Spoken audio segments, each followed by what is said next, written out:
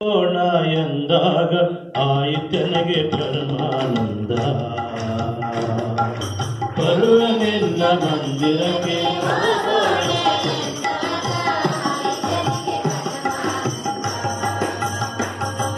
ಸರ್ವ ಜನಕ್ಕೆ ಪ್ರಾರ್ಥನಾಲಯ ಈಶ್ವರಿನ ನೀರಾಲಯ.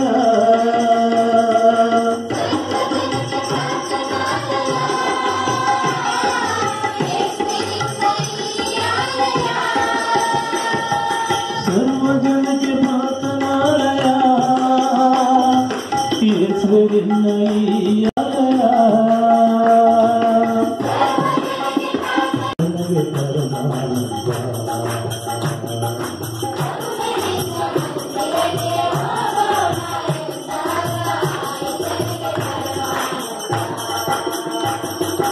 ಇನ್ನರಕ್ಕೆ ನೆರಳು ಕಂಡಷ್ಟು ಕಾದಿದೆ ಕುರುಬನಕ್ಕೆ ಮತ್ತು ತರದಿದೆ.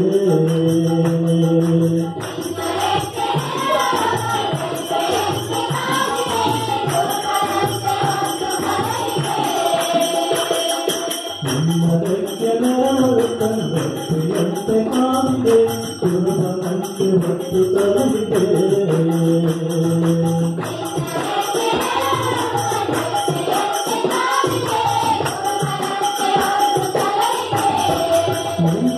ಸೂಚಿ ನನ್ನ ಪರಿಶುದ್ಧ ಮಾಡಿದೆ.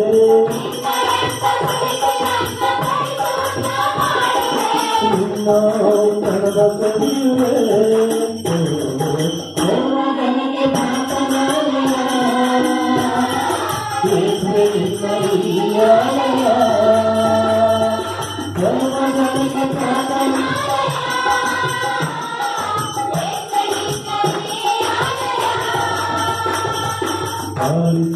ವಾಕ್ಯವ ನಿನ್ನ ನಾಸಿಸುವೆ ಕರುಣ ತೋರು ಕರುಣಾಕರೇ.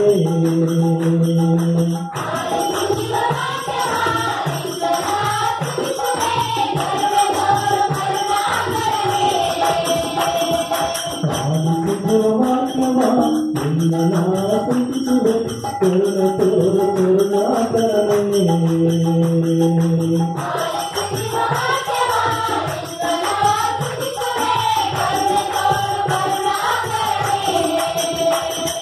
ಪ್ರಭುವನಿಂದ ಜಯ ಹೊಂದಿಸಿ ನಿಂತಾಗಲು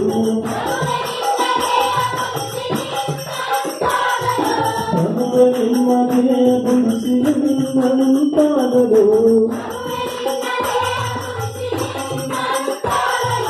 ಆಟ ಸಾವಕರ್ಯ ಕಟ್ಟುವೆ. ಸರ್ವನಿಗೆ ಪ್ರಾರ್ಥನಾಲಯ ಈಶ್ವರಿಯ ಈಯಾಲಯ. ಸರ್ವನಿಗೆ ಪ್ರಾರ್ಥನಾಲಯ ಈಶ್ವರಿಯ ಈಯಾಲಯ. ಪ್ರಭುವನಿಲ್ಲ ಮಂದಿರಕ್ಕೆ ಹೋಗೋಣ ಎಂದಾಗ ಆಯಿತನಿಗೆ ಪರಮಾನಂದ.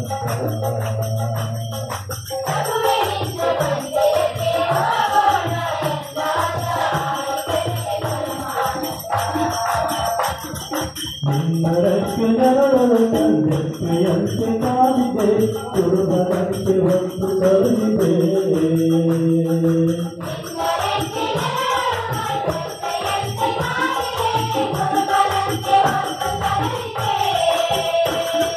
ನಿನ್ನರಕ್ಕೆ ಸೂಚಿ ನನ್ನ ಪರಿಶುದ್ಧ ಮಾಡುವೆ. ನಿನ್ನ ಕಣವ ಸರಿಯುವೆ ಸರ್ವಜನಕ್ಕೆ ಪ್ರಾರ್ಥನಾಲಯ ಈಶ್ವರಿನ ಈಯಾಲಯ. ಸರ್ವಜನಕ್ಕೆ ಪ್ರಾರ್ಥನಾಲಯ ಈಶ್ವರಿನ ಈಯಾಲಯ.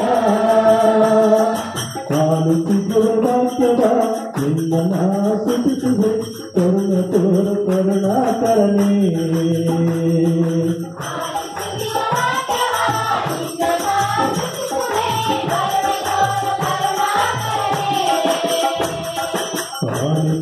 ವಾಕ್ಯವ ನಿನ್ನ ನಾಸಿಸುವೆ ಕರುಣ ತೋರು ಕರುಣಾಕರನೇ.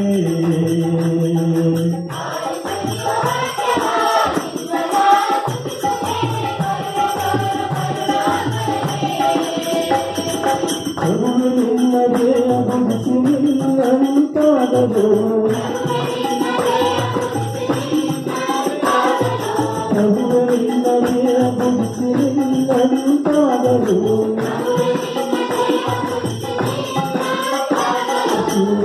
ಸಾರ್ವಜನಿಕ ಕಟ್ಟುವೆ ಸರ್ವಜನಿಗೆ ಪ್ರಾರ್ಥನಾಲಯ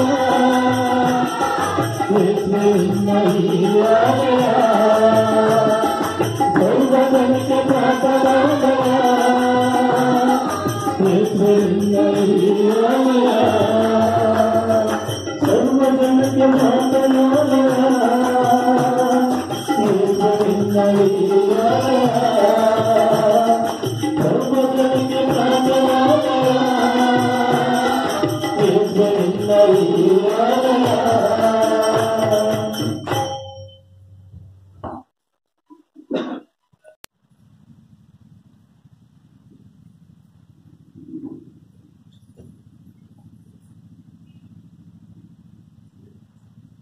ಪಿತನ ಮತ್ತು ಸುತನ ಮತ್ತು ಪವಿತ್ರಾತ್ಮನ ನಾಮದಲ್ಲಿ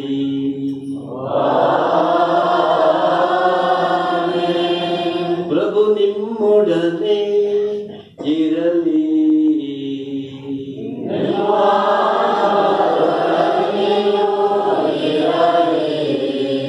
ಪ್ರಭು ಯೇಸುವಿನಲ್ಲಿ ನನ್ನ ನೆಚ್ಚಿನ ಗುರುಗಳೇ, ಎಲ್ಲ ಧರ್ಮ ಭಗಿನಿಯರೇ, ಸಹೋದರ ಸಹೋದರಿಯರೇ, ಲೋಕದಾದ್ಯಂತ ಕೋವಿಡ್ ರೋಗ ಹರಡಿದೆ. ನಮ್ಮ ದೇಶದಲ್ಲಿ ಕಳೆದ ಕೆಲವು 2 ವಾರಗಳಿಂದ ಅದು ಸ್ವಲ್ಪ ಮಟ್ಟಿಗೆ ಕಡಿಮೆ ಆಗಿದೆ. ಆದರೆ ಈ ರೋಗ ಹೋಗಿಲ್ಲ, ನಮ್ಮ ಮಧ್ಯೆ ಇದೆ. ಅದಕ್ಕಾಗಿಯೇ ನಾವು ಕಟ್ಟುನಿಟ್ಟಿನ ಕ್ರಮಗಳನ್ನು ನಡೆಸಿಕೊಂಡು ನಾವು ಈ ಬಲಿಪೂಜೆಯನ್ನು ಕೃತಜ್ಞತಾಪೂರ್ವಕವಾಗಿ ಅರ್ಪಿಸ್ತೀವಿ. ಯಾಕೆಂದರೆ ದೇವರು ನಮ್ಮನ್ನು ಈವರೆಗೆ ಈ ರೋಗದಿಂದ ಕಾಪಾಡಿದ್ದಾರೆ. ನಮ್ಮೊಂದಿಗೆ ಇದ್ದವರು ಅನೇಕ ಮಂದಿ ನಮ್ಮ ಆತ್ಮೀಯರು ಮೃತರಾಗಿದ್ದಾರೆ, ನಮಗೆಲ್ಲರಿಗೂ ತಿಳಿದ ವಿಷಯ. ಆದರೆ ನಮ್ಮನ್ನು ದೇವರು ಕಾಪಾಡಿದ್ದಾರೆ. ನಮ್ಮ ಗ್ರಾಮೀಣ ಪ್ರದೇಶಗಳಲ್ಲಿ ಈ ರೋಗ ಹೆಚ್ಚಾಗಿ ಹರಡಿಲ್ಲ, ಪಟ್ಟಣಗಳಲ್ಲಿ ತುಂಬಾ ಹರಡುತ್ತಾ ಇದೆ. ಆದರೆ ಇವತ್ತು ನಾವೆಲ್ಲರೂ ಸೇರಿ ದೇವರಿಗೆ ಕೃತಜ್ಞತೆ ಸಲ್ಲಿಸೋಣ. ಬಾಲಯೇಸುವಿನ ಹಬ್ಬ, ಈ ಪುಣ್ಯಕ್ಷೇತ್ರದ ಹಬ್ಬ ಮಾಡಲಿಕ್ಕೆ ನಮಗೆ ದೇವರು ಅವಕಾಶ ಮಾಡಿಕೊಟ್ಟಿದ್ದಾರೆ. ನಮ್ಗೆಲ್ರಿಗೂ ತಿಳಿದಿರುವಂತೆ ಈ ಪೂಜೆಯನ್ನು ನಮ್ಮ ಧರ್ಮ ಕ್ಷೇತ್ರದಾದ್ಯಂತ ನಮ್ಮ ಭಕ್ತರು ವೀಕ್ಷಿಸ್ತಾ ಇದ್ದಾರೆ. ಯಾಕೆಂದರೆ ದೊಡ್ಡ ಸಂಖ್ಯೆಯಲ್ಲಿ ಜನ ಇಲ್ಲಿ ಬರುವುದು ನಮಗೆ ಬೇಡವಾಗಿತ್ತು. ನಾವೇ ರೋಗ ಹರಡುವಿಕೆಗೆ ಕಾರಣರಾಗಬಾರದು. ಆದರೆ ಆತ್ಮೀಯರೇ, ಈ ಸಂದರ್ಭದಲ್ಲಿ ಈ ಪೂಜೆಯನ್ನು ವೀಕ್ಷಿಸಿ ದೇವರಿಗೆ ಆರಾಧನೆ ಸಲ್ಲಿಸುವ ನಮ್ಮ ಧರ್ಮಕ್ಷೇತ್ರದ ಎಲ್ಲ ಕಡೆ 4 ಜಿಲ್ಲೆಗಳಲ್ಲಿ ಹರಡಿರುವ ಹಾಗೂ ಅನೇಕ ಜನರು ಹೊರಗೆ ನಮ್ಮ ವಿಷಯವಾಗಿ ಯೋಚಿಸಿಕೊಂಡು ಇವತ್ತು ಈ ಪೂಜೆಯನ್ನು ಭಾಗವಹಿಸಲಿಕ್ಕೆ ಆಶೆ ಪಡ್ತಾ ಇದ್ದಾರೆ. ಅವರೆಲ್ಲರ ಉದ್ದೇಶಗಳನ್ನು ನಾವು ನಮ್ಮದಾಗಿಸಿಕೊಳ್ಳೋಣ. ನಾನು ನಿಮ್ಮೆಲ್ಲರಿಗೋಸ್ಕರ ಮತ್ತು ಈ ಪೂಜೆಯನ್ನು ವೀಕ್ಷಿಸುವ ಎಲ್ಲ ಜನರಿಗೋಸ್ಕರ ಈ ಪೂಜೆಯನ್ನು ಅರ್ಪಿಸ್ತಾ ಇದ್ದೇನೆ. ದೇವರು ನಮ್ಮ ಮೇಲೆ ಇನ್ನಷ್ಟು ಕರುಣಾಭರಿತರಾಗಿರಲಿ, ನಮ್ಮನ್ನು ವಿಶ್ವಾಸದಲ್ಲಿ ಬಲಪಡಿಸಲಿ. ಇವತ್ತಿನ ಆಚರಣೆ ನಮಗೆ ಎಲ್ಲರಿಗೂ, ನಮ್ಮ ಎಲ್ಲ ಕುಟುಂಬಗಳಿಗೆ ದೇವರ ಆಶೀರ್ವಾದಗಳನ್ನು ತರಲಿ ಎಂದು ನಾವು ಪ್ರಾರ್ಥಿಸ್ತಾ ಈ ಪೂಜೆಯನ್ನು ಭಕ್ತಿಪೂರ್ವಕವಾಗಿ ಅರ್ಪಿಸೋಣ. ಈ ಪವಿತ್ರ ರಹಸ್ಯಗಳನ್ನು ಆಚರಿಸಲು ನಾವು ಯೋಗ್ಯರಾಗುವಂತೆ ನಮ್ಮ ಎಲ್ಲ ಪಾಪಗಳಿಗಾಗಿ ಪಶ್ಚಾತ್ತಾಪ ಪಟ್ಟು ಕರ್ತನಿಂದ ಕ್ಷಮೆ ಬೇಡಿಕೊಳ್ಳೋಣ.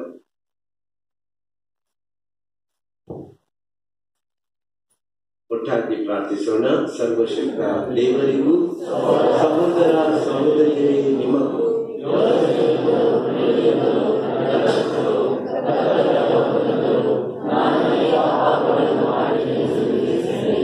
ನನ್ನ ಪಾಪವೇ ನನ್ನ ಪಾಪವೇ ನನ್ನ ಮಹಾಪಾಪವೇ, ಆದುದರಿಂದ ಸದಾ ಕನ್ನಿಕೆಯಾದ ಸಂತ ಮರಿಯಮ್ಮನವರನ್ನು, ಸಕಲ ದೇವದೂತರನ್ನು, ಸಂತರನ್ನು, ಸಹೋದರ ಸಹೋದರಿಯರೇ ನಿಮ್ಮನ್ನು ನನಗಾಗಿ ನಮ್ಮ ಪ್ರಭು ದೇವರನ್ನು ಪ್ರಾರ್ಥಿಸಬೇಕೆಂದು ಬೇಡಿಕೊಳ್ಳುತ್ತೇನೆ. ಸರ್ವಶಕ್ತ ದೇವರು ನಮಗೆ ದಯೆ ತೋರಿಸಿ ನಮ್ಮ ಪಾಪಗಳನ್ನು ಕ್ಷಮಿಸಿ ನಮ್ಮನ್ನು ನಿತ್ಯ ಜೀವಕ್ಕೆ ಕರೆದೊಯ್ಯಲಿ.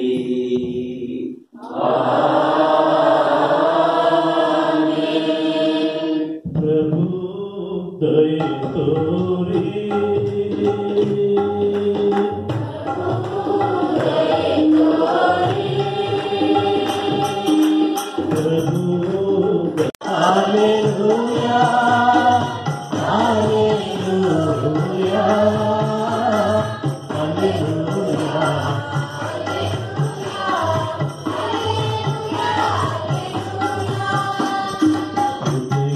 ತುಂಬಿ ಮಾಡುವೆ ಯೇಸುವನ್ನು ಭಜಿಸುವೆ ಅವರೇ ನನ್ನ ಪಾಲರು ಅವರೇ ನನ್ನ ದೇವರು.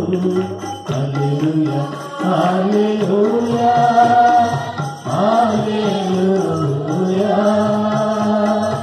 Hallelujah hallelujah hallelujah Hallelujah, hallelujah, hallelujah, hallelujah. ನಿಮ್ಮೊಡನೆ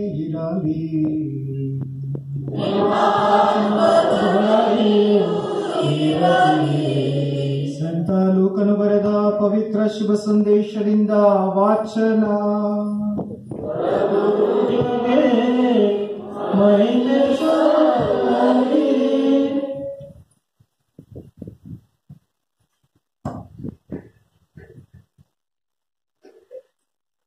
ಅಧ್ಯಾಯ 2 ವಾಕ್ಯಗಳು 41ರಿಂದ 52ರವರೆಗೆ.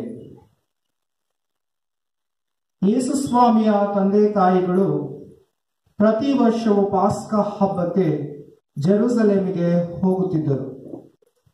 ಯೇಸುವಿಗೆ 12 ವರ್ಷವಾದಾಗ ವಾಡಿಕೆಯ ಪ್ರಕಾರ ಹಬ್ಬಕ್ಕೆ ಹೋದರು. ಹಬ್ಬ ಮುಗಿಸಿಕೊಂಡು ಅವರು ಹಿಂದಿರುಗಿ ಬರುವಾಗ ಬಾಲ ಯೇಸು ಜೆರುಸಲೇಮಿನಲ್ಲೇ ಉಳಿದು ಬಿಟ್ಟರು. ಇದು ತಂದೆ ತಾಯಿಗಳಿಗೆ ತಿಳಿಯದು. ಮಗನು ಯಾತ್ರಿಕರ ಗುಂಪಿನಲ್ಲಿ ಬರುತ್ತಿರಬಹುದೆಂದು ಭಾವಿಸಿ ಒಂದು ದಿನದ ಪ್ರಯಾಣ ಬಂದು ಬಿಟ್ಟಿದ್ದರು. ಅನಂತರ ಮಗನನ್ನು ಕಾಣದೆ ತಮ್ಮ ಬಂಧು ಬಳಗದರಲ್ಲೂ ಪರಿಚಿತರಲ್ಲೂ ಹುಡುಕಾಡಿದರು. ಅಲ್ಲೆಲ್ಲೂ ಕಾಣದೆ ಅವರನ್ನು ಹುಡುಕಿಕೊಂಡು ಜೆರುಸಲೇಮಿಗೆ ಮರಳಿ ಬಂದರು.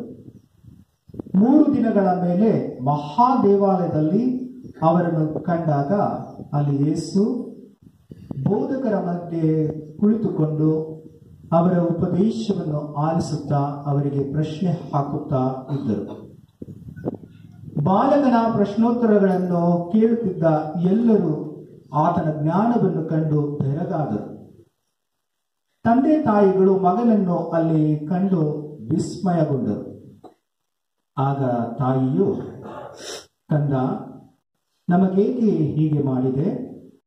ನಿನ್ನ ತಂದೆಯೂ ನಾನು ಎಷ್ಟು ಕಳವಳಪಟ್ಟು ನಿನ್ನನ್ನು ಹುಡುಕಾಡಿದೆವಲ್ಲ ಎಂದಳು. ಅದಕ್ಕೆ ಉತ್ತರವಾಗಿ ಯೇಸು, ನೀವು ನನ್ನನ್ನು ಹುಡುಕಿದೇಕೆ? ನಾನು ನನ್ನ ತಂದೆಯ ಆಲಯದಲ್ಲೇ ಇರಬೇಕೆಂದು ನಿಮಗೆ ತಿಳಿಯದೆ ಹೋಯಿತೆ ಎಂದರು. ಆದರೆ ಅವರ ಮಾತು ತಂದೆ ತಾಯಿಗಳಿಗೆ ಅರ್ಥವಾಗಲಿಲ್ಲ. ಬಳಿಕ ಯೇಸು ತಂದೆ ತಾಯಿಗಳೊಡನೆ ನಜರೇತಿಗೆ ಬಂದರು.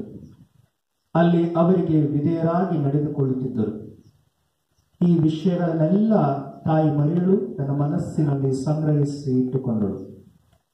ಯೇಸು ಬೆಳೆದಂತೆ ಜ್ಞಾನದಲ್ಲಿ ಪ್ರವರ್ತಿಸುತ್ತಾ ದೇವರಿಗೂ ಮಾನವರಿಗೂ ಅಚ್ಚುಮೆಚ್ಚುವಾಗುತ್ತಾ ಬಂದರು.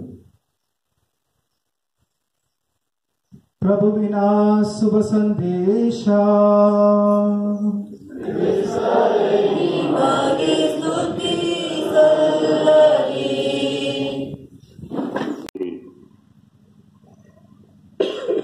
ಅಲ್ಲಿವರೆಗೆ ಮರಿಯಳು ಯೋಚಿಸಿದ್ದಳು, ಯೇಸು ಜೋಸೆಫನ ಸಂಗಡ ಇರಬೇಕು.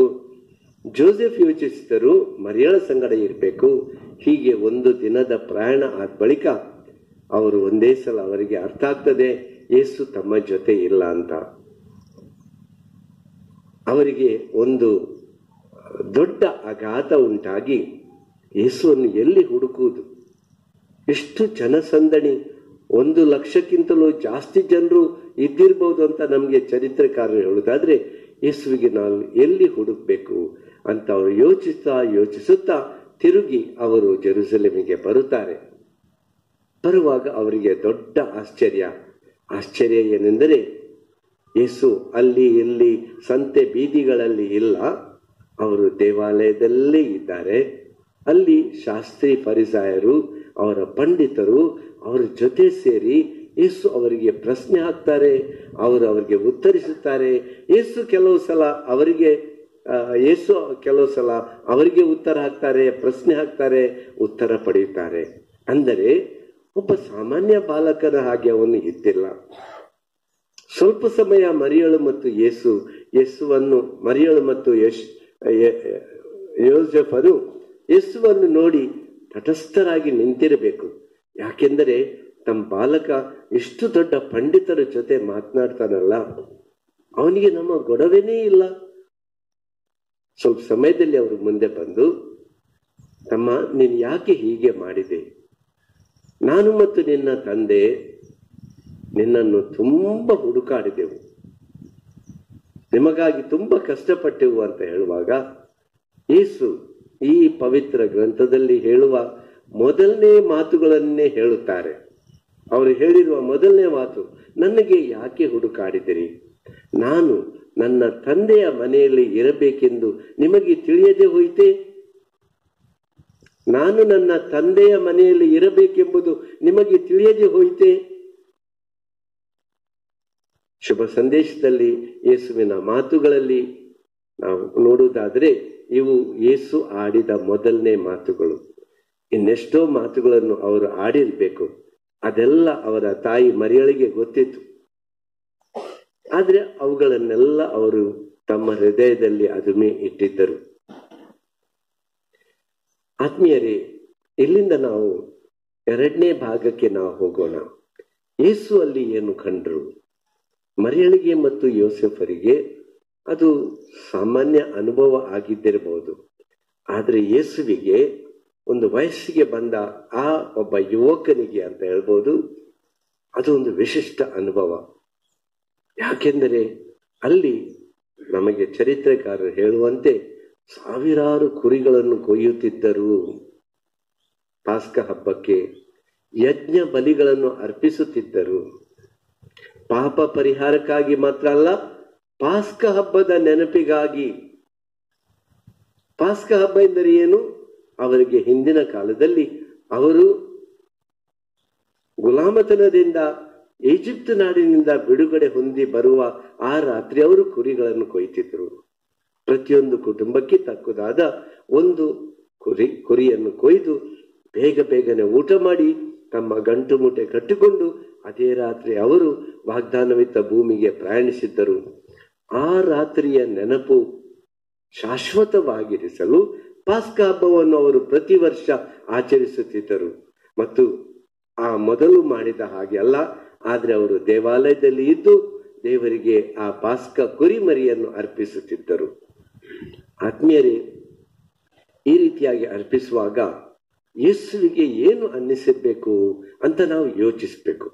ಸಾವಿರಾರು ಕುರಿಗಳನ್ನು ಕೊಯ್ಯುತ್ತಾರೆ, ಹಬ್ಬದ ಊಟ ಎಲ್ಲ ಮಾಡುತ್ತಾರೆ, ಅಲ್ಲಲ್ಲಿ ಕುಳಿತುಕೊಂಡು ಎಲ್ಲ ಜನರು ಊಟ ಮಾಡ್ತಾರೆ. ಯೇಸುವಿನ ಮನಸ್ಸಿನಲ್ಲಿ ಬಂದಿರುವ ಯೋಚನೆ ಇದು. ಇವತ್ತು ಸಾವಿರಾರು ಕುರಿಗಳನ್ನು ಕೊಯ್ದು ಯಜ್ಞ ಬಲಿಯನ್ನು ಅರ್ಪಿಸುತ್ತಾರೆ. ಆದರೆ ಇನ್ನು ಕೆಲವೇ ವರ್ಷಗಳಲ್ಲಿ ನಾನು ದೇವರ ಕಾರ್ಯವನ್ನು ಆರಂಭಿಸುವಾಗ ಒಂದು ದಿನ ನಾನೇ ಅದು ಕುರಿಮರಿ, ನಾನೇ ದೇವರಿಗೆ ಅರ್ಪಿಸಲಾಗುವ ಕುರಿಮರಿಯಾಗಲಿಕ್ಕಿದ್ದೀನಿ ಎಂಬುದು ಅವರಿಗೆ ಭಾಸವಾಗಿರಬೇಕು. ಆತ್ಮೀಯರೇ, ಈ ವಾಚನ ನಮಗೆ ಯೇಸುವನ್ನು ನೋಡುವಾಗ ನಾವು ಅವರನ್ನು ಅದ್ಭುತ ಸ್ವರೂಪಿ ಯೇಸು ಅಂತ ಹೇಳ್ತೇವೆ. ನಿಜವಾಗಿಯೂ ಅಷ್ಟು ಪಂಡಿತರ ಮಧ್ಯೆ ಯೇಸು ತನ್ನ ಜ್ಞಾನವನ್ನು ವ್ಯಕ್ತಪಡಿಸುವಾಗ ನಾವು ಖಂಡಿತವಾಗಿ ಅವರನ್ನು ಹೇಳ್ಬೋದು, ಅಲ್ಲಿ ಮರಿಯಳು ಕಂಡ ಯೇಸು ಅದ್ಭುತ ಸ್ವರೂಪಿ ಯೇಸು. ಅಲ್ಲಿ ಶಾಸ್ತ್ರಿ ಫರಿಸಾಯರು ಕಂಡ ಬಾಲಕ ಅದ್ಭುತ ಸ್ವರೂಪಿಯಾದ ಯೇಸು. ಆನಂತರ ಜೀವನದುದ್ದಕ್ಕೂ ಅವರು ಮಾಡಿದ ಮಹತ್ ಕಾರ್ಯಗಳು ಯೇಸುವನ್ನು ಅದ್ಭುತ ಸ್ವರೂಪಿ ಯೇಸು ಅಂತ ಹೇಳ್ತಾರೆ. ನಾವು ಈ ಆಲಯದಲ್ಲಿ ಅಥವಾ ಪುಣ್ಯಕ್ಷೇತ್ರದಲ್ಲಿ ಬಾಲಯೇಸುವಿನ ಸ್ಮರಣೆ ಮಾಡುವಾಗ ಅದ್ಭುತ ಸ್ವರೂಪಿ ಯೇಸು ಅಂತ ಹೇಳ್ತೀವಿ. ಯಾಕೆಂದರೆ ಅವರ ಅದ್ಭುತ ಅವರು ಮಾಡಿದ ಪವಾಡಗಳಲ್ಲಿ ಅಲ್ಲ, ಅವರಲ್ಲಿ ಇರುವ ಆ ಒಂದು ಪ್ರಜ್ಞೆ, ಬಾಲ್ಯದಿಂದಲೂ ಇದ್ದ ಪ್ರಜ್ಞೆ, ತಾನು ಯಾರಾಗಿದ್ದೇನೆ, ಏನು ತನ್ನ ಜೀವನದಲ್ಲಿ ಮಾಡಲಿಕ್ಕಿದೆ ಎಂಬುದೆಲ್ಲವೂ ಅವರಿಗೆ ಸ್ಪಷ್ಟವಾಗಿ ಗೊತ್ತಿದ್ದಂತೆ ಕಾಣ್ತದೆ. ಪ್ರಿಯರೇ, ಈ ವಾಕ್ಯದಿಂದ ನಾವು ಪಡೆಯಬೇಕಾದ ಸಂದೇಶ ಒಂದನೆಯದು, ನಾವು ನೋಡ್ತೀವಿ ಮರಿಯಳು ಹೇಗೆ ಒಂದು ದಿನ ಪ್ರಯಾಣದ ಮಾಡಿದ ನಂತರ ತನ್ನ ಮಗನಿಗಾಗಿ ಹಾತೊರೆಯುತ್ತಾ ದೇವಾಲಯಕ್ಕೆ ಬಂದರು. ಅಲ್ಲಿ ತನ್ನ ಬಾಲಕನನ್ನು, ತನ್ನ ಪುತ್ರನನ್ನು ಕಂಡರು. ಹಾಗೆ ಇಲ್ಲಿ ನಾವು ಈ ಪುಣ್ಯಕ್ಷೇತ್ರದ ಹಬ್ಬ ಮಾಡುವಾಗ ನಾವು ಅದರ ವಿಷಯ ಹೇಳದಿದ್ದರೂ ಕೂಡ ನಾನು ಕೇಳಿದ್ದೇನೆ, ಹೋದ ಭಾನುವಾರ ಇಲ್ಲಿ ಸುಮಾರು 600-700 ಜನರು ಪಾದಯಾತ್ರೆ ಮಾಡಿಕೊಂಡು ಬಂದಿದ್ದರು. ಈ ನಮ್ಮ ಪಾದಯಾತ್ರೆ ಯೇಸುವಿನ ಹುಡುಕಾಟವನ್ನು ಸೂಚಿಸುತ್ತದೆ. ಯೇಸುವಿಗಾಗಿ ನಮ್ಮ ಹುಡುಕಾಟ. ಯಾವಾಗ ನಾವು ಯೇಸುವನ್ನು ಕಳೆದುಕೊಳ್ಳುತ್ತೀವಿ?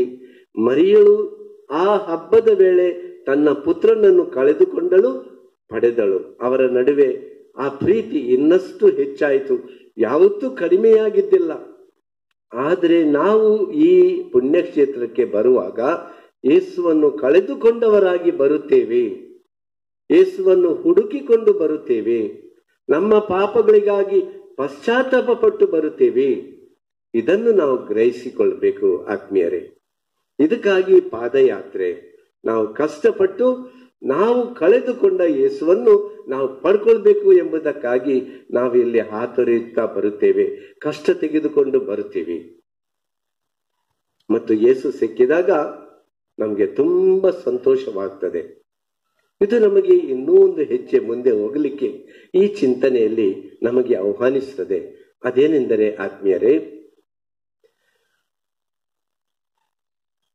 ನಮ್ಮ ಪಾಪಗಳ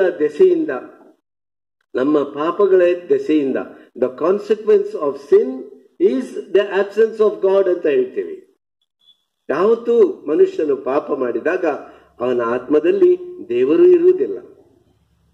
ಒಂದು ರೀತಿಯ ಗಿಲ್ಟ್ ಫೀಲಿಂಗ್ ಅಂತ ಹೇಳ್ತೀವಿ, ದುಃಖ ಇರಬಹುದು, ಪಶ್ಚಾತ್ತಾಪ ಇರಬಹುದು. ಆದ್ರೆ ಒಂದು ರೀತಿಯ ಆತಂಕ, ಹುಡುಕಾಟ ಆವಾಗಲೇ ಒಬ್ಬ ಒಳ್ಳೆ ಮನುಷ್ಯನಾಗಿದ್ದರೆ ಅದು ಆರಂಭವಾಗ್ತದೆ. ಆದ್ದರಿಂದ ನಾವು ಇಲ್ಲಿ ಬರುವವರು, ಪಾದಯಾತ್ರೆಗೆ ಆಗ್ಲಿ ಇವತ್ತು ಆಗ್ಲಿ ಬರುವವರು, ನಾವು ಮೊದಲು ಯೋಚಿಸಬೇಕೆಂದ್ರೆ, ನಾನು ಯೇಸುವನ್ನು ಇವತ್ತು ಪಡೆದುಕೊಳ್ಳಲು ಇಲ್ಲಿ ಬಂದಿದ್ದೇನೆ. ಯೇಸುವಿಗಾಗಿ ನನ್ನ ಜೀವನದಲ್ಲಿ ಹುಡುಕಾಟ ಇವತ್ತು ಮಾತ್ರ ಅಲ್ಲ, ಅದು ನಿರಂತರವಾಗಿ ಸಾಗುತ್ತಾನೆ ಇರಬೇಕು. ಇದಕ್ಕಾಗಿ ನಾನು ಎಷ್ಟು ಸಲ ಯೇಸುವಿಗಾಗಿ ಹಾತೊರೆಯುತ್ತೇನೆ. ಪಾಪ ಮಾಡಿದಾಗಲಂತೂ ಖಂಡಿತವಾಗಿ ನಾನು ಯೇಸುವಿಗಾಗಿ ಹಾತೊರೆಯಬೇಕು. ಕಳೆದ ಅನೇಕ ತಿಂಗಳುಗಳಿಂದ ನಮಗೆ ಪಾಪ ನಿವೇದನೆ ಇಲ್ಲ. ಇವತ್ತು ನಾನು ಹೇಳ ಬಯಸ್ತೇನೆ ಆತ್ಮೀಯರೇ, ನಾವು ಪಾಪ ಮಾಡಿದಾಗಲೆಲ್ಲ ಪಾಪ ನಿವೇದನೆ ಮಾಡಲೇಬೇಕು. ಇದಕ್ಕಾಗಿ ಗುರುಗಳಿಂದ ಸಮಯ ತೆಗೆದುಕೊಂಡು, ಗುರುಗಳೇ ನನಗೆ ಪಾಪ ನಿವೇದನೆ ಮಾಡಲಿಕ್ಕಿದೆ. ಯಾವಾಗ ನಾವು ಯೇಸುವನ್ನು ಪುನಃ ನಮ್ಮ ಪಾಪ ನಿವೇದನೆ ಮುಖಾಂತರ ಪಡೆದುಕೊಳ್ತೀವಿ, ಆವಾಗ ನಮಗೆ ತುಂಬಾ ಮನಸ್ಸಿಗೆ ಸಂತೋಷ ಆಗ್ತದೆ. ಯಾಕೆಂದ್ರೆ ಯೇಸು ನನ್ನ ಜೊತೆ ಇದ್ದಾರೆ ಎಂಬ ಸಂತೋಷ ನನಗೆ ಉಂಟಾಗ್ತದೆ. ಇದಕ್ಕಿಂತಲೂ ಮೇಲಾಗಿ ಪ್ರಿಯರೇ, ನಮಗೆ ಈ ಒಂದು ದೃಷ್ಟಾಂತ, ಒಂದು ಘಟನೆ ನಮಗೆ ಇನ್ನೂ ಆಧ್ಯಾತ್ಮಿಕತೆಯಲ್ಲಿ ಬೆಳೆಯಲಿಕ್ಕೆ ಆಹ್ವಾನಿಸುತ್ತದೆ.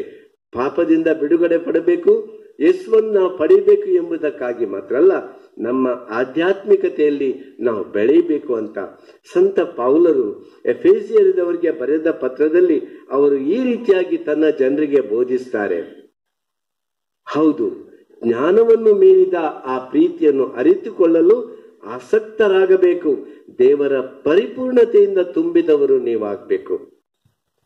ಅಂದರೆ ನಮ್ಮ ಜ್ಞಾನ, ನಮ್ಮ ಯೇಸುವಿನಲ್ಲಿ ಇದ್ದ ಜ್ಞಾನ ನಾವು ಅರ್ಕೊಂಡೆವು. ಆದರೆ ನಮಗೆ ಭಕ್ತರಿಗೆ ಯೇಸುವಿನ ಜ್ಞಾನ ಹೇಗಿರ್ಬೇಕು? ನಾವು ತಿಳಿದಷ್ಟು ಸಾಕೆ. ಅದಕ್ಕಾಗಿ ನಾವು ಹೇಳ್ತೀವಿ, ನಾವು ಪ್ರತಿ ಸಲ ಪೂಜೆಗೆ ಬಂದಾಗ, ಭಾನುವಾರ ಆಗಲಿ ಇತರ ಸಮಯದಲ್ಲಾಗಲಿ, ನಾವು ದೇವರ ವಾಕ್ಯ ಓದ್ತೀವಿ ಮತ್ತು ದೇವರ ವಾಕ್ಯದ ಧ್ಯಾನ ನಮ್ಮಲ್ಲಿ ಯೇಸುವಿನ ಬಗ್ಗೆ ಜ್ಞಾನವನ್ನು ಹೆಚ್ಚಿಸ್ತದೆ. ಜ್ಞಾನ ಇನ್ನೇನನ್ನು ಹೆಚ್ಚಿಸ್ತದೆ? ನಮ್ಮ ಭಕ್ತಿಯನ್ನು ಹೆಚ್ಚಿಸ್ತದೆ. ನಾವು ಎಷ್ಟು ಯೇಸುವನ್ನು ಅರಿತವರಾಗಿರ್ತೀವಿ ಅಷ್ಟು ಜ್ಞಾನ ನಮ್ಮದು ಹೆಚ್ಚಾಗ್ತದೆ, ಮತ್ತು ಎಷ್ಟು ಜ್ಞಾನ ಹೆಚ್ಚಾಗ್ತದೆ ಅಷ್ಟು ಭಕ್ತಿನೂ ಹೆಚ್ಚಾಗ್ತದೆ. ಎಷ್ಟು ನಮಗೆ ಯೇಸುವಿನ ಬಗ್ಗೆ ಜ್ಞಾನ ಕಡಿಮೆ ಇದೆ, ಅದು ಭಕ್ತಿ ಅಷ್ಟೇ ಕಡಿಮೆ ಇರುತ್ತದೆ. ಯಾಕೆ ಕಡಿಮೆ ಇರ್ತದೆ? ಯಾಕೆಂದರೆ ಯೇಸುವಿನ ಬಗ್ಗೆ ಜ್ಞಾನ ಇಲ್ಲದವರು ತುಂಬಾ ಮಂದಿ ಇದ್ದಾರೆ. ಅವರು ಇಷ್ಟೇ ಕೇಳಿದ್ದಾರೆ, ಯೇಸು ಗುಣಪಡಿಸ್ತಾರೆ, ಯೇಸು ಅದ್ಭುತ ಮಾಡುತ್ತಾರೆ. ಇದಕ್ಕಾಗಿ, ಅದ್ಭುತಗಳಿಗಾಗಿ, ಗುಣಪಡಿಸಿಕೊಳ್ಳುವುದಕ್ಕಾಗಿ ಆ ಜನ ಬರ್ತಾರೆ, ಯೇಸುವನ್ನು ನಿಜವಾಗಿ ಹುಡುಕ್ಲಿಕ್ಕೆ ಅಲ್ಲ. ಆದರೆ ನಾವು ಕ್ರೈಸ್ತರು ದೇವರ ಮುಂದೆ ಬರುವಾಗ ಸ್ವತಃ ಯೇಸುವಿಗಾಗಿಯೇ ನಾವು ಹುಡುಕಿ ಬರಬೇಕು. ಯೇಸು ಇದ್ದರೆ ಸಾಕು. ಮತ್ತು ನನ್ನ ಜೀವನದ ಉದ್ದೇಶ ಇಷ್ಟೇ, ನಾನು ಯೇಸುವನ್ನು ನಂಬಿಕೊಳ್ತೀನಿ ಯೇಸುವಿನಂತೆ ಆಗ್ಲಿಕ್ಕೆ. I believe in Jesus so that I may become like Jesus. To become like Jesus, we must know what Jesus was during his time. ಖಂಡಿತವಾಗಿ ನಮಗೆ ಯೇಸುವಿನ ಬಗ್ಗೆ ಪೂರ್ಣ ಜ್ಞಾನ ಇರಬೇಕು. ಯಾಕೆಂದರೆ ಆವಾಗ ನಮಗೆ ಯೇಸುವಿನ ಪ್ರೀತಿ ಎಷ್ಟು ಆಳವಾದುದು, ಎಷ್ಟು ಅಗಾಧವಾದುದು, ಎಷ್ಟು ಉದ್ದ ಅಗಲ, ಇವೆಲ್ಲವನ್ನು ನಾವು ತಿಳ್ಕೊಳ್ತೀವಿ ಅಂತ ಸಂತ ಪೌಲರು ಹೇಳ್ತಾರೆ. ಯೇಸುವಿನ ಪ್ರೀತಿಯನ್ನು ನಮಗೆ ಗ್ರಹಿಸಲಿಕ್ಕೆ ಸಾಧ್ಯವಿಲ್ಲ. ಉಪಕಾರಗಳ ಬಗ್ಗೆ ಅವರು ಈ ರೀತಿಯಾಗಿ ಹೇಳ್ತಾರೆ, ನಮ್ಮಲ್ಲಿ ಕಾರ್ಯ ಸಾಧಿಸುವ ಹಾಗೂ ನಮ್ಮ ಆಶೆ ಆಕಾಂಕ್ಷೆಗಳಿಗಿಂತಲೂ ಬೇಡಿಕೆ ಕೋರಿಕೆಗಳಿಗಿಂತಲೂ ಅಧಿಕವಾದುದನ್ನು ಮಾಡಲು ದೇವರು ಶಕ್ತರು. ಹಾಗಾದ್ರೆ ಪ್ರಿಯರೇ, ನಮ್ಮ ಬೇಡಿಕೆಗಳೇನೆಂಬುದು ದೇವರಿಗೆ ನಾವು ಹೇಳೋಕ್ಕಿಂತ ಮುಂಚೆನೆ ಗೊತ್ತಿದೆ ಅಂತ ಪೌಲರು ಹೇಳ್ತಾರೆ. ನಾವು ಬೇಡಿಕೊಂಡದ್ದಕ್ಕಿಂತಲೂ ಹೆಚ್ಚಾಗಿ ಕೊಡುವ ದೇವರಾಗಿದ್ದಾರೆ.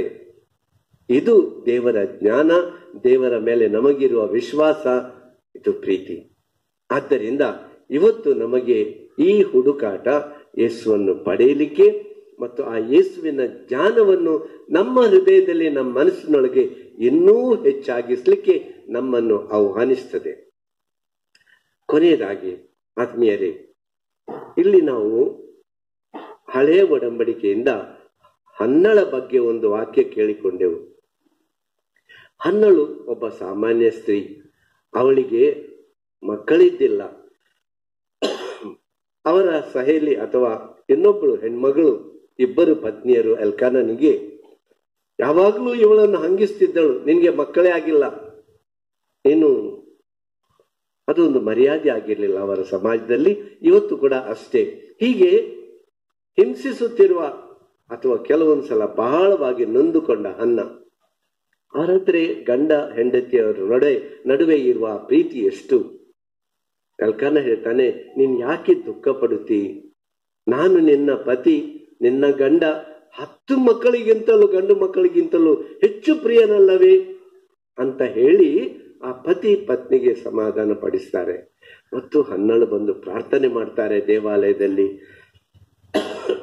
ದೇವಾಲಯದಲ್ಲಿ ಪ್ರಾರ್ಥನೆ ಮಾಡುವಾಗ ಅಲ್ಲಿದ್ದ ಗುರುಗಳು, ಇವಳು ಕುಡಿದು ಮತ್ತಾಗಿ ಅಥವಾ ಅಮಲು ಏರಿಕೊಂಡಿದೆ ಇವಳಿಗೆ, ಇವಳು ಬಾಯಿ ಪಡಬಡ ಮಾಡ್ತಾ ಇದ್ದಾಳೆ, ಏನೋ ತುಂಬಾ ಕುಡಿದು ಬಂದಿರ್ಬೇಕು, ಏನ್ ಮಾಡ್ತೀನಿ ನೀನು ಇಲ್ಲಿ ಅಂತ ಕೇಳುವಾಗ ಅವರ ಮನಸ್ಸನ್ನು ಅರಿತ ಹನ್ನ ಹೇಳ್ತಾರೆ, ಇಲ್ಲ ಸ್ವಾಮಿ, ನಾನು ಕುಡಿದಿಲ್ಲ, ನಾನು ದೇವರಲ್ಲಿ ಪ್ರಾರ್ಥಿಸ್ತಾ ಇದ್ದೇನೆ, ನನಗೆ ಮಗು ಇಲ್ಲ, ಮಕ್ಕಳಿಲ್ಲ, ಇದಕ್ಕಾಗಿ ಕಣ್ಣೀರಿಟ್ಟು ಪ್ರಾರ್ಥಿಸ್ತೇನೆ. ದೇವಾಲಯಕ್ಕೆ ಬಂದು ಅವರು ಪ್ರಾರ್ಥನೆ ಮಾಡ್ತಾರೆ. ಆವಾಗ ಏಲಿಗೆ ಅರ್ಥ ಆಗ್ತದೆ ಇವಳ ದುಃಖ. ಆ ಯಾಚಕ ಏಲಿ ಅವರಿಗೆ, ಹೋಗು, ನಿನಗೆ ಬಾಳನು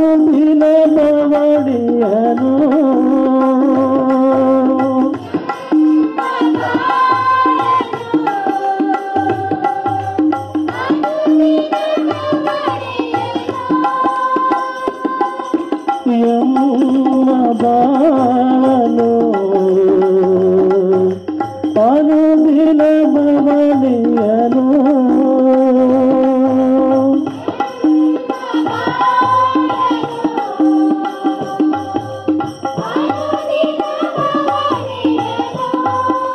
ದೇವ ಸ್ವೀಕರಿಸು ಎನ್ನನು ನೀ ಅರಸು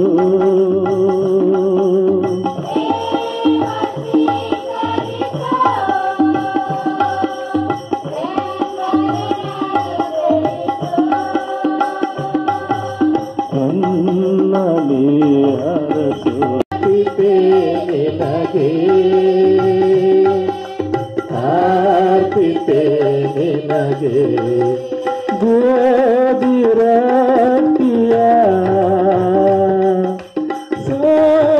ಸಾರಭ್ರಾತಿಯ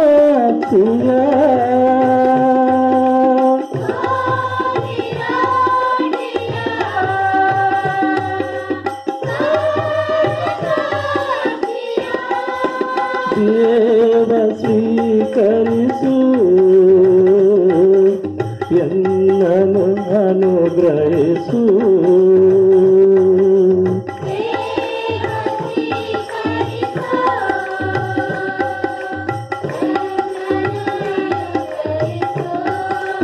ಎನ್ನಲೇ ಅರಸು ಪಾದದಿ ಪ್ರಭುವೇ ನಿನ್ನ ಪಾದದಿ ಪ್ರಭುವೇ ಕಾಣಿಕೆ ಈ ಕಾಣಿಕೆ ಆರ್ಪಿತೆ ನಿನಗೆ ಆರ್ಪಿತೆ ನಿನಗೆ ನಿಮ್ಮ ಬಾಳನು ಅನುದಿನ ಬವಣೆಯನು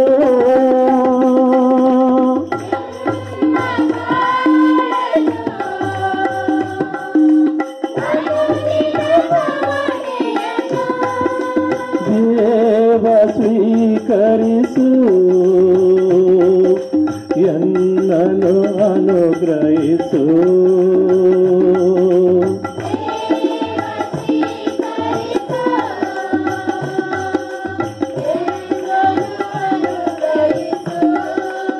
ಎನ್ನಲಿ ಅರಸು.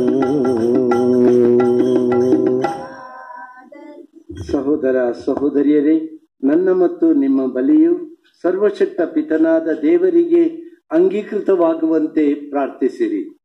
ತಮ್ಮ ನಾಮದ ಸ್ತುತಿ ಹಾಗೂ ಮಹಿಮೆಗಾಗಿಯೂ ನಮ್ಮ ಮತ್ತು ತಮ್ಮ ಇಡೀ ಪವಿತ್ರ ಧರ್ಮಸಭೆಯ ಈ ಬಲಿಯನ್ನು ತಮ್ಮ ಕರೆಗಳಿಂದ ಸ್ವೀಕರಿಸಲಿ. ಸರ್ವಶಕ್ತ ಪಿತನೇ, ಯೇಸುವಿನ ನಾಮದಲ್ಲಿ ನಾವು ಅರ್ಪಿಸುವ ಕಾಣಿಕೆಗಳನ್ನು ದಯೆಯಿಂದ ಅಂಗೀಕರಿಸಲು ಚಿತ್ತರಾದಿರಿ. ಏಕೆಂದರೆ ಅತ್ಯಂತ ಕರುಣೆಯಿಂದ ನಿಮ್ಮ ಪುತ್ರರೇ ವಾಗ್ದಾನ ಮಾಡಿರುವಂತೆ ಅವರ ನಾಮದಲ್ಲಿ ನಾವು ಕೇಳುವುದನ್ನೆಲ್ಲ ಪಡೆಯುತ್ತೇವೆಂಬ ಭರವಸೆ ನಮಗಿದೆ. ನಮ್ಮ ಪ್ರಭು ಕ್ರಿಸ್ತರ ಮುಖಾಂತರ ನಿಮ್ಮನ್ನು ಪ್ರಾರ್ಥಿಸುತ್ತೇವೆ.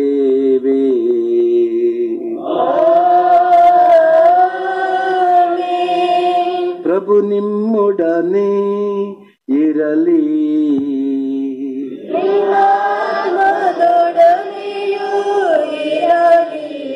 ನಿಮ್ಮ ಹೃದಯಗಳನ್ನು ಮೇಲಕ್ಕೆತ್ತಿರಿ. ಪ್ರಭುವಿನ ಕಡೆಗೆ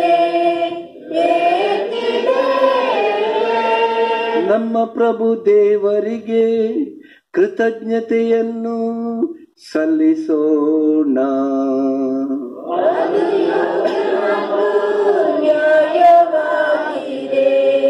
ಪ್ರಭು ಪವಿತ್ರ ಪಿತನೇ, ಸರ್ವಶಕ್ತ ನಿತ್ಯ ದೇವರೇ, ನಾವು ಎಂದೆಂದೂ ಎಲ್ಲೆಲ್ಲೂ ನಮ್ಮ ಪ್ರಭು ಕ್ರಿಸ್ತರ ಮುಖಾಂತರ ನಿಮಗೆ ಕೃತಜ್ಞತೆಯನ್ನು ಸಲ್ಲಿಸುವುದು ನಿಜವಾಗಿ ಯೋಗ್ಯವೂ ನ್ಯಾಯವೂ ಆಗಿದೆ. ನಮ್ಮ ಕರ್ತವ್ಯವೂ ರಕ್ಷಣೆಯೂ ಆಗಿದೆ. ನೀವು ಕ್ರಿಸ್ತರಲ್ಲಿ ಸಮಸ್ತವನ್ನು ನವೀಕರಿಸಲು ಇಚ್ಛಿಸಿದಿರಿ. ಅವರ ಸಂಪೂರ್ಣತೆಯಲ್ಲಿ ನಾವೆಲ್ಲರೂ ಭಾಗಿಗಳಾಗುವಂತೆ ಅನುಗ್ರಹಿಸಿದಿರಿ. ಅವರು ದೈವ ಸ್ವರೂಪಿಯಾಗಿದ್ದರೂ ತಮ್ಮನ್ನೇ ಬರಿದು ಮಾಡಿಕೊಂಡು ತಮ್ಮ ಶಿಲುಬೆಯ ರಕ್ತಧಾರೆಯಿಂದ ಸಕಲ ಸೃಷ್ಟಿಗೆ ಶಾಂತಿಯನ್ನಿತ್ತರು. ಆದುದರಿಂದ ಎಲ್ಲಕ್ಕಿಂತಲೂ ಹೆಚ್ಚಾಗಿ ಉನ್ನತಿಗೆ ಏರಿಸಲ್ಪಟ್ಟರು ಹಾಗೂ ತಮಗೆ ವಿಧೇಯರಾಗಿರುವ ಎಲ್ಲರಿಗೂ ನಿತ್ಯ ರಕ್ಷಣೆಯ ಮೂಲವಾದರು. ಆದುದರಿಂದ ದೇವದೂತರೊಂದಿಗೂ ಪ್ರಧಾನ ದೂತರೊಂದಿಗೂ ಪೀಠದೂತರೊಂದಿಗೂ ಪ್ರಭುತ್ವ ದೂತರೊಂದಿಗೂ ಎಲ್ಲಾ ಸ್ವರ್ಗೀಯ ಸೈನ್ಯ ದಳಗಳೊಂದಿಗೂ ಸೇರಿ ನಾವು ನಿಮ್ಮ ಮಹಿಮಾ ಗೀತೆಯನ್ನು ಹಾಡುತ್ತಾ ನಿರಂತರವಾಗಿ ಘೋಷಿಸುತ್ತೇವೆ. ಪರಿಶುದ್ಧರು ಪರಿಶುದ್ಧರು ಸೇನಾಧೀಶ್ವರ ಪ್ರಭುದೇವರು.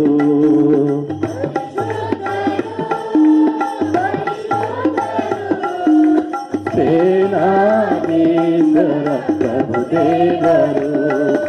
ಪರಿಶುದ್ಧರು ಪರಿಶುದ್ಧರು ಪರಿಶುದ್ಧರು.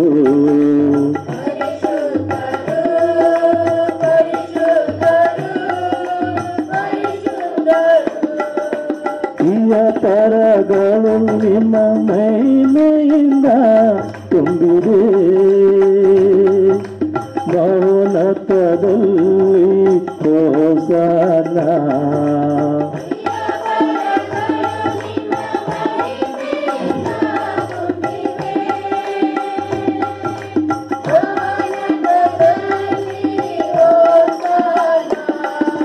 ಪ್ರಭುವಿನ ನಾಮದಲ್ಲಿ ಬರುವವರು ಸ್ತುತಿಗೆ ಪಾತ್ರರು.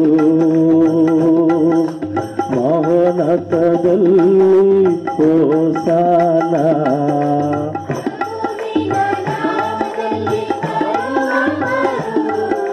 ಸ್ತುತಿಗೆ ಪಾತ್ರರು. ಮಹೋನ್ನತದಲ್ಲಿ ಹೋಸನ. ಪರಿಶುದ್ಧರು ಪರಿಶುದ್ಧರು ಪರಿಶುದ್ಧರು. ಪ್ರಭು,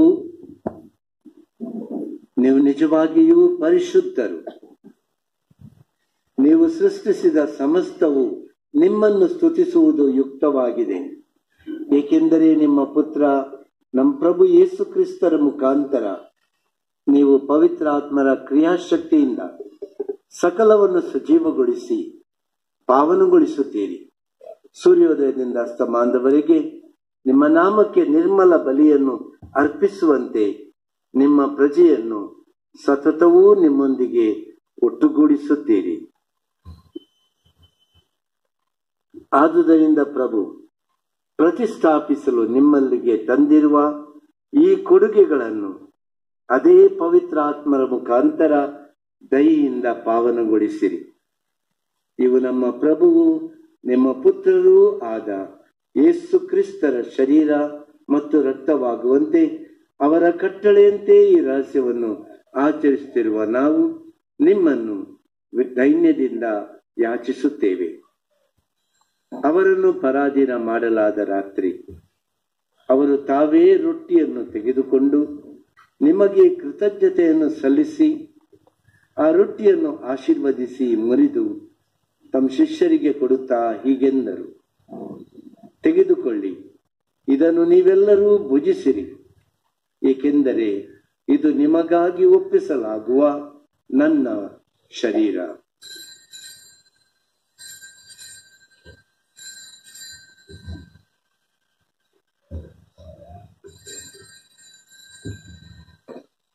ಅಂತೆಯೇ ಭೋಜನದ ಅಂತ್ಯದಲ್ಲಿ ಅವರು ಪಾನಪಾತ್ರೆಯನ್ನು ತೆಗೆದುಕೊಂಡು ನಿಮಗೆ ಕೃತಜ್ಞತೆಯನ್ನು ಸಲ್ಲಿಸಿ ಅದನ್ನು ಆಶೀರ್ವದಿಸಿ ಆ ಪಾನಪಾತ್ರೆಯನ್ನು ತಮ್ಮ ಶಿಷ್ಯರಿಗೆ ಕೊಡುತ್ತಾ ಹೀಗೆಂದರು, ತೆಗೆದುಕೊಳ್ಳಿ ಮತ್ತು ಇದರಿಂದ ನೀವೆಲ್ಲರೂ ಪಾನ ಮಾಡಿರಿ, ಏಕೆಂದರೆ ಇದು ಹೊಸ ಮತ್ತು ಅನಂತ ಒಡಂಬಡಿಕೆಯ ನನ್ನ ರಕ್ತದ ಪಾತ್ರೆ.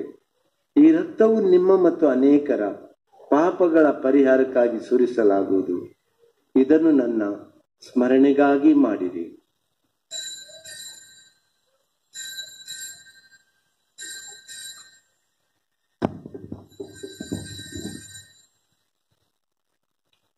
ವಿಶ್ವಾಸದ ರಹಸ್ಯ. ಪ್ರಭು ನಿಮ್ಮ ಮರಣವನ್ನು ಸಾರುತ್ತೇವೆ, ನೀವು ಮರಳಿ ಬರುವ ತನಕ ನಿಮ್ಮ ಪುನರುತ್ಥಾನವನ್ನು ನಿವೇದಿಸುತ್ತೇವೆ. ಆದುದರಿಂದ ಪ್ರಭು ನಿಮ್ಮ ಪುತ್ರರ ರಕ್ಷಣಾ ಯಾತನೆ, ಅವರ ಅದ್ಭುತಕರ ಪುನರುತ್ಥಾನ ಹಾಗೂ ಸ್ವರ್ಗಾರೋಹಣದ ಸ್ಮರಣೆಯನ್ನು ಆಚರಿಸುತ್ತಾ ಅವರ ಪುನರ್ ಆಗಮನವನ್ನು ನಿರೀಕ್ಷಿಸುತ್ತಿರುವ ನಾವು ಈ ಪವಿತ್ರ ಹಾಗೂ ಜೀವಂತ ಬಲಿಯನ್ನು ನಿಮಗೆ ಕೃತಜ್ಞತಾರ್ಥವಾಗಿ ಅರ್ಪಿಸುತ್ತೇವೆ. ನಿಮ್ಮ ಧರ್ಮಸಭೆಯ ಬಲಿ ಕಾಣಿಕೆಗಳನ್ನು ವೀಕ್ಷಿಸಿರಿ. ನಿಮ್ಮ ಪುತ್ರರ ಮರಣದ ಮೂಲಕ ನಮ್ಮನ್ನು ನಿಮ್ಮೊಡನೆ ಸಂಧಾನಗೊಳಿಸಲು ನೀವು ಇಚ್ಛಿಸಿದ ಈ ಬಲಿಯನ್ನು ಅಂಗೀಕರಿಸಿರಿ. ಅವರ ಶರೀರ ಮತ್ತು ರಕ್ತದಿಂದ ಪೋಷಿತರಾದ ನಮ್ಮನ್ನು ಅವರ ಪವಿತ್ರಾತ್ಮ ಭರಿತರಾಗಿ ಕ್ರಿಸ್ತರಲ್ಲಿ ಒಂದೇ ಶರೀರ ಒಂದೇ ಆತ್ಮವಾಗಿರುವಂತೆ ಅನುಗ್ರಹಿಸಿರಿ.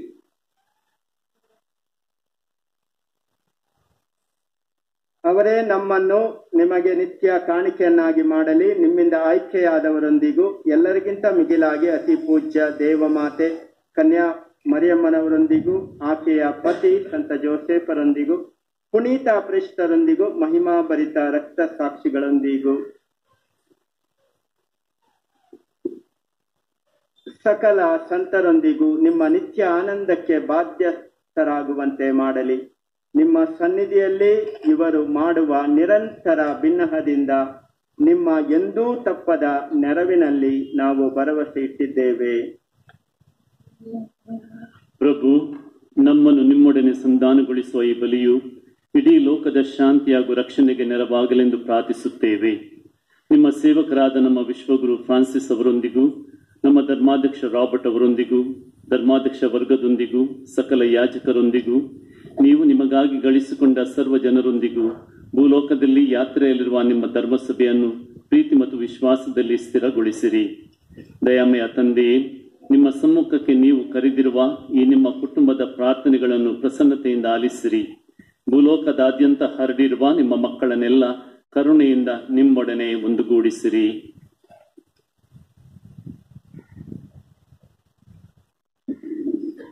ನಮ್ಮ ದಿವಂಗತ ಸಹೋದರ ಸಹೋದರಿಯರನ್ನು ನಿಮ್ಮ ಮೆಚ್ಚುಗೆಗೆ ಆಗುವಂತೆ ಬಾಳಿ ಈ ಲೋಕದಿಂದ ತೆರಳಿರುವ ಎಲ್ಲರನ್ನು ದಯಮಾಡಿ ನಿಮ್ಮ ರಾಜ್ಯಕ್ಕೆ ಸೇರಿಸಿಕೊಳ್ಳಿರಿ.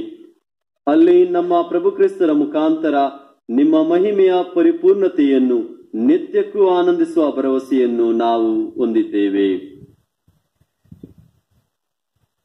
ಅವರ ಮುಖಾಂತರವೇ ನೀವು ಲೋಕಕ್ಕೆ ಸರ್ವ ಒಳಿತನ್ನು ಅನುಗ್ರಹಿಸುತ್ತೀರಿ.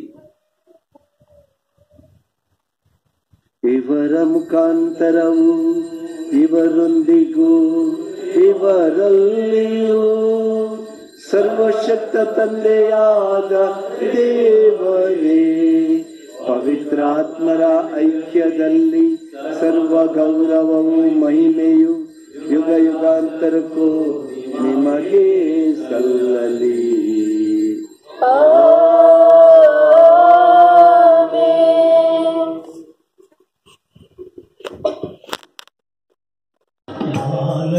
ಸುಳಮ್ಮ ಜೊತೆಗೆ ಯಾರು ತಮ್ಮ,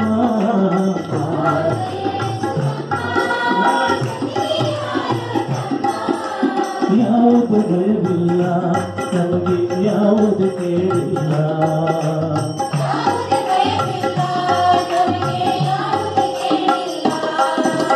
ಪಾಪಿ ಜನರ ರಕ್ಷಣೆಗಾಗಿ ಜನಿಸಿ ಬಂದೆನಿ ಮಗುವಾಗಿ,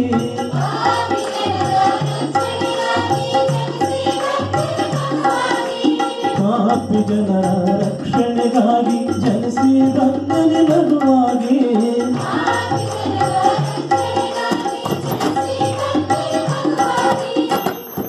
ಭಾವವ ಬಂಧುವರಾಗಿ ಮಗುವಿನ ಭಾವವ ಬಂಧುವರಾಗಿ ಪರಿವರ್ತಿಸಿ ಎಂಬ ಶಿಶುವಾಗಿ, ಪರಿವರ್ತಿಸಿ ಎಂಬ ಶಿಶುವಾಗಿ.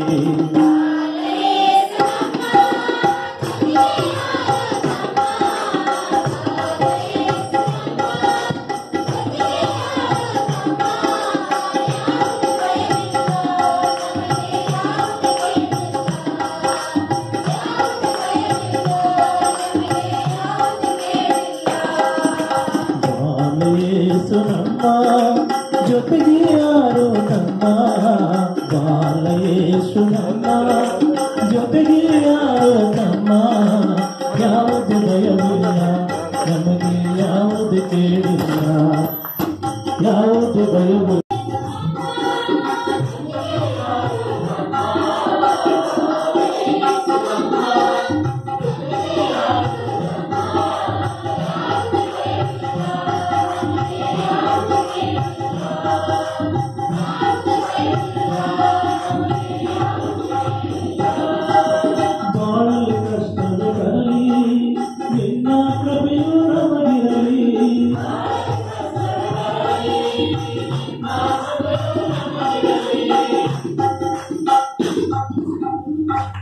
ಯೇಸುವೇ, ಕೇಳಿರಿ ಕೊಡಲಾಗುವುದು, ಹುಡುಕಿರಿ ಸಿಗುವುದು, ತಟ್ಟಿರಿ ತೆರೆಯಲಾಗುವುದು ಎಂದು ಹೇಳಿದ್ದೀರಿ. ನಿಮ್ಮ ಮಾತೆ ಪರಿಶುದ್ಧ ಮರಿಯಮ್ಮನವರ ಮುಖಾಂತರ ನನಗೆ ಈ ವರವನ್ನು ದಯಪಾಲಿಸಬೇಕೆಂದು ವಿನಯದಿಂದ ಕೇಳುತ್ತಾ ಹುಡುಕುತ್ತಾ ತಮ್ಮಲ್ಲಿಗೆ ಬಂದಿರುತ್ತೇನೆ. ಯೇಸುವೇ, ನನ್ನ ಹೆಸರಿನಲ್ಲಿ ನೀವು ಏನನ್ನು ಕೇಳಿದರೂ ನನ್ನ ತಂದೆಯು ಅದನ್ನು ದಯಪಾಲಿಸುವನು ಎಂದು ಹೇಳಿದ ಕರ್ತರು ನೀವೇ. ತಮ್ಮ ಮಾತೆ ಪರಿಶುದ್ಧ ಮರಿಯಮ್ಮನವರ ಮುಖಾಂತರ ನನ್ನ ಕೋರಿಕೆಯನ್ನು ನಿಮ್ಮ ತಂದೆಯಾದ ದೇವರಿಗೆ ಒಪ್ಪಿಸುವಂತೆ ವಿನಯದಿಂದ ಬೇಡಿಕೊಳ್ಳುತ್ತೇನೆ. ಓ ಪವಿತ್ರ ಬಾಲ ಯೇಸುವೆ, ತಾವು ತಮ್ಮ ಕೈಯನ್ನು ಆಶೀರ್ವದಿಸಲು ಎತ್ತಿರುವಲ್ಲಿ ತಮ್ಮ ಆಶೀರ್ವಾದದ ಬಲವು ನಮ್ಮ ಶರೀರವನ್ನು ಆತ್ಮೀಯ ಶಕ್ತಿಯಿಂದ ಪುಷ್ಟೀಕರಿಸಲಿ. ಅಪಾರ ವಿಶ್ವಾಸವಿಟ್ಟು ತಮ್ಮಲ್ಲಿ ಬಂದಿರುವ ನಮ್ಮ ಪ್ರಾರ್ಥನೆಗಳನ್ನು ಆಲಿಸಿ ನಮ್ಮಲ್ಲಿ ತಮ್ಮ ಕರುಣಾಮಯ ಕೃಪಾವರಗಳನ್ನು ದಯಪಾಲಿಸಿರಿ. ಆಮೇಲೆ ಸ್ವರ್ಗದಲ್ಲಿರುವ ನಮ್ಮ ತಂದೆ, ನಿಮ್ಮ ನಾಮ ಪೂಜಿತವಾಗಲಿ, ನಿಮ್ಮ ರಾಜ್ಯ ಬರಲಿ, ನಿಮ್ಮ ಚಿತ್ತ ಸ್ವರ್ಗದಲ್ಲಿ ನೆರವೇರುವ ಪ್ರಕಾರ ಭೂಮಿಯಲ್ಲಿಯೂ ನೆರವೇರಲಿ. ನಮ್ಮ ಅನುದಿನದ ಆಹಾರವನ್ನು ಇಂದು ನಮಗೆ ನೀಡಿರಿ. ನಮಗೆ ತಪ್ಪು ಮಾಡಿದವರನ್ನು ನಾವು ಕ್ಷಮಿಸುವ ಪ್ರಕಾರ ನಮ್ಮ ಪಾಪಗಳನ್ನು ಕ್ಷಮಿಸಿರಿ. ನಮ್ಮನ್ನು ಶೋಧನೆಗೆ ಒಳಪಡಿಸದೆ ಕೇಳಿನಿಂದ ನಮ್ಮನ್ನು ರಕ್ಷಿಸಿರಿ. ದೇವಪುತ್ರರು ಮನುಷ್ಯರಾದರೂ ಅವರು ನಮ್ಮೊಡನೆ ಜೀವಿಸಿದರು. ದೇವಪುತ್ರರು ಮನುಷ್ಯರಾದರೂ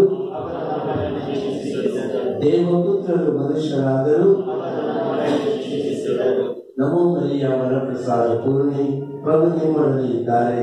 ಸ್ತ್ರೀಯರಲ್ಲಿ ನೀವು ಧನ್ಯರು ಮತ್ತು ನಿಮ್ಮ ಉದರದ ಫಲವಾದ ಯೇಸು ಧನ್ಯರು.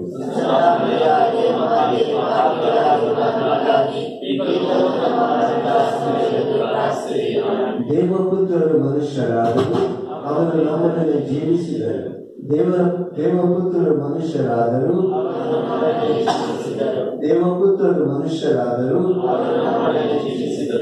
ಪಿತನಿಗೂ ಸುತನಿಗೂ ಪವಿತ್ರಾತ್ಮರಿಗೂ ಮಹಿಮೆಯಾಗಲಿ. ಒಟ್ಟಾಗಿ ಹೇಳೋಣ. ಅದ್ಭುತಶಾಲಿಯಾದ ಬಾಲ ಯೇಸುವೆ, ನಮ್ಮ ಪ್ರಾರ್ಥನೆಯನ್ನು ಆಲಿಸಿ ನಮ್ಮನ್ನು ಆಶೀರ್ವದಿಸಿರಿ. ಅದ್ಭುತಶಾಲಿಯಾದ ಬಾಲ ಯೇಸುವೆ, ನಮ್ಮ ಪ್ರಾರ್ಥನೆಯನ್ನು ಆಲಿಸಿ ನಮ್ಮನ್ನು ಆಶೀರ್ವದಿಸಿರಿ. ಅದ್ಭುತಶಾಲಿಯಾದ ಬಾಲ ಯೇಸುವೆ, ನಮ್ಮ ಪ್ರಾರ್ಥನೆಯನ್ನು ಆಲಿಸಿ ನಮ್ಮನ್ನು ಆಶೀರ್ವದಿಸಿರಿ.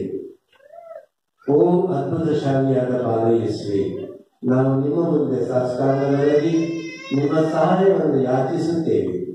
ನೊಂದಿರುವ ನಮ್ಮ ನಿರ್ಮಲಗಳ ಮೇಲೆ ನಿಮ್ಮ ಕೃಪಾ ಕಟಾಕ್ಷವನ್ನು ವೀಕ್ಷಿಸಿರಿ. ಪ್ರೀತಿಮಯ ಹಾಗೂ ಕರುಣಾಭರಿತ ಹೃದಯವುಳ್ಳ ನೀವು ನಮ್ಮ ದೀನ ಪ್ರಾರ್ಥನೆಗಳಿಂದ ಮನ ಕರಗಿ ನಾವು ಭಕ್ತಿಯಿಂದ ಕೋರುವ ವರಗಳನ್ನು ದಯಪಾಲಿಸಿರಿ. ನಿಮ್ಮ ಬೇಡಿಕೆಗಳನ್ನು ಇವಾಗ ಭಕ್ತಿಯಿಂದ ಯೇಸುವಿನಲ್ಲಿ ಹೇಳಿಕೊಳ್ಳಿರಿ.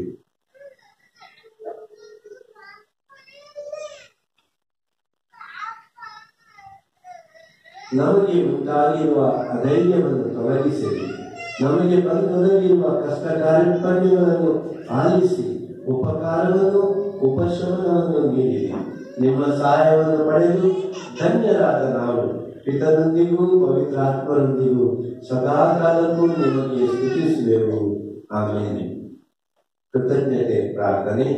ದಯಾಭರಿತ ಬಾಲ ಯೇಸುವೆ, ನಿಮ್ಮ ಮುಂದೆ ಮೊಣಕಾಲೂರಿ ನನ್ನೇ ನೀವು ಸುರಿಸಿದ ಕೃಪಾವಧಿಗಳಿಗಾಗಿ ನಾವು ನಿಮಗೆ ಮನಪೂರ್ವಕ ವಂದನೆಗಳನ್ನು ಸಲ್ಲಿಸುತ್ತೇವೆ. ನಿಮ್ಮ ಕರುಣೆಯನ್ನು ಯಾವಾಗಲೂ ಸ್ಮರಿಸಿಕೊಂಡು ನೀವೇ ನನ್ನ ದೇವರು, ನೀವೇ ನನ್ನ ಸಹಾಯಕರು, ನೀವೇ ನನ್ನ ಆಶ್ರಯದಾತರು ಎಂದು ನಿವೇದಿಸುತ್ತೇನೆ. ನಿಮ್ಮ ದಯೆ ಧಾರಾಳತ್ವವನ್ನು ಎಲ್ಲೆಲ್ಲೂ ಸಾರುತ್ತೇನೆ. ನಿಮ್ಮ ಅಪಾರ ಪ್ರೀತಿ ಪರಾಮರಿಗೆ ಸರ್ವರಿಗೂ ಲಭಿಸಲಿ. ನಿಮ್ಮ ಬಾಲ್ಯದ ಭಕ್ತಿ ಮಾನವ ಕೋಟಿಯ ಅಭಿಮಾನಗಳಲ್ಲಿ ಸರ್ವ ಧರ್ಮೀಯರಲ್ಲಿ ಪ್ರತಿ ಮಾನವನ ಹೃದಯದಲ್ಲಿ ಆಹಾರವಾಗಿ ಬೇರೂರಿರಲಿ. ನಿಮ್ಮ ಸಹಾಯವನ್ನು ಪಡೆದವರೆಲ್ಲರೂ ನಿಮ್ಮ ಪವಿತ್ರ ಬಾಲ್ಯಕ್ಕೆ ಪ್ರಣಾಮಗಳನ್ನು ಸಲ್ಲಿಸಿ ನಿಮ್ಮನ್ನು ಸದಾಕಾಲಕ್ಕೂ ಸ್ತುತಿಸಿ ಮಹಿಮೆ ಪಡಿಸಲಿ. ಆಮೇಲೆ ಸಹೋದರ ಸಹೋದರಿಯರೇ, ಇವಾಗ ವಿಶೇಷ ಪ್ರಾರ್ಥನೆ. ವ್ಯಾಧಿಸ್ಥರಿದ್ದಾರೆ, ಯಾರೆಲ್ಲ ನಿಮ್ಮ ಕುಟುಂಬಗಳಲ್ಲಿ ವ್ಯಾಧಿಸ್ಥರು ಆರಾಮೇಗದೇ ಇದ್ದಾರೆ, ವ್ಯಾಧಿಸ್ಥರಿದ್ದಾರೆ, ಹಿರಿಯ ವಯಸ್ಸಿನಲ್ಲಿ ಕಷ್ಟಪಡ್ತಾ ಇದ್ದಾರೆ, ಯಾರೆಲ್ಲ ನಿಮ್ಮಲ್ಲಿ ಪ್ರಾರ್ಥಿಸಲು ಕೇಳಿಕೊಂಡಿದ್ದಾರೆ, ಅವರೆಲ್ಲರನ್ನು ಸ್ಮರಿಸಿಕೊಳ್ಳಿ.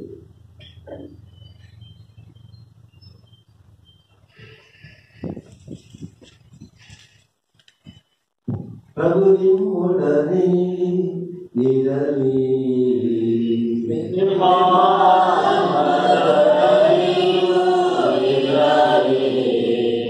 ಪ್ರಾರ್ಥಿಸೋಣ.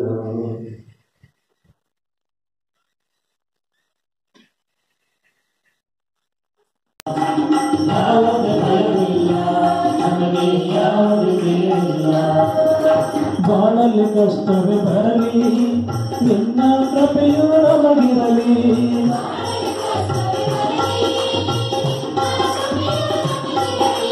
ಬಾಳಲ್ಲಿ ಕಷ್ಟವೇ ಬರಲಿ, ನಿನ್ನ ಕೃಪೆ.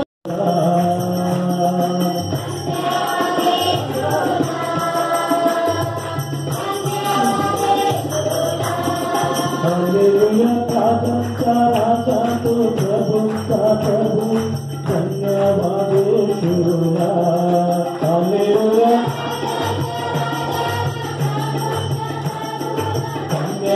धन्यवादेश्वरा.